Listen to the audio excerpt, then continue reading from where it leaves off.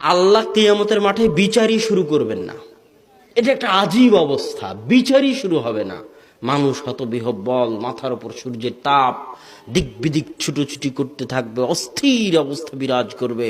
তখন অস্থির হয়ে মুমিনরা বলবে জান্নাতে যাই, জাহান্নামে যাই, আগে ফায়সালাটা হোক। এইরকম একটা অস্থিরতার মধ্যে পড়ে যাবে। তখন মুমিনেরা একত্রিত হয়ে আদমের নিকটে গিয়ে বলবে ইন্নাল্লাহ খালাকাকা বিয়াদিহি, আল্লাহ আপনাকে নিজে হাতে সৃষ্টি করেছে, আপনি একটু আল্লাহকে বলেন না, আল্লাহর জন্য বিচার শুরু করে।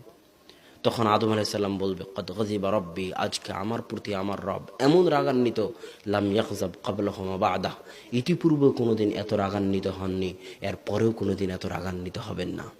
আমি আমার রবের সামনে কথা বলতে পারবো না। তোমরা নূহের নিকটে যাও, নূহ থেকে মুসা, মুসা থেকে ঈসা, ঈসা থেকে মুহাম্মদ সাল্লাল্লাহু আলাইহি ওয়াসাল্লামের নিকটে আসবে। সব নবী একই কথা বলবে যে আল্লাহ আমার সাথে দুনিয়াতে সরাসরি কথা বলেছে ঠিকই, আমি কালিমুল্লাহ মুসা, কিন্তু আজ আমার রব আমার উপর এত রাগান্বিত, যা ইতিপূর্বে কোনোদিন হননি, পরেও কোনোদিন হবেন না। আল্লাহর সাথে কথা বলার সাহস আমার নেই। মুহাম্মদ সাল্লাল্লাহু আলাইহি ওয়াসাল্লামের নিকটে মানুষ আসবে। মুহাম্মদ সাল্লাল্লাহু আলাইহি ওয়াসাল্লাম তিনি কথা বলতে পারবেন আল্লাহর সাথে, কিন্তু বিষয়টা কিয়ামতের যে মানুষজন আল্লাহ রাসূলের নিকটে গেলে আল্লাহ রাসূল উঠে হাঁটা দিলেন আল্লাহর দরবারে গিয়ে, আল্লাহর দরবারে গিয়ে কথা বলা শুরু করে দিলেন ডাইরেক্ট, আসসালামু আলাইকুম, এই কথা অসম্ভব। এই পরিবেশ কিয়ামতের মাঠে বিরাজ নাই।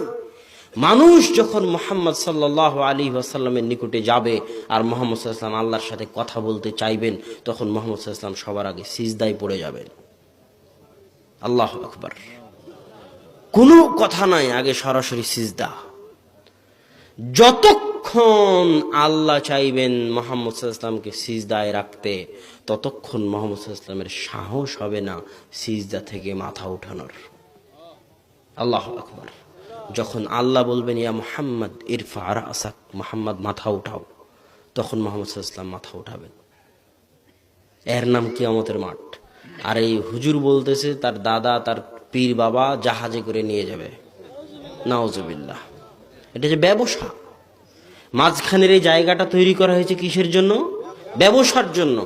ইসলাম নামক ধর্মে আল্লাহর সাথে বান্দার যোগাযোগের জন্য কোনো কানেকশনের প্রয়োজন নাই, কোনো লিঙ্কের প্রয়োজন নাই, কোনো ওয়াস্তার প্রয়োজন নাই।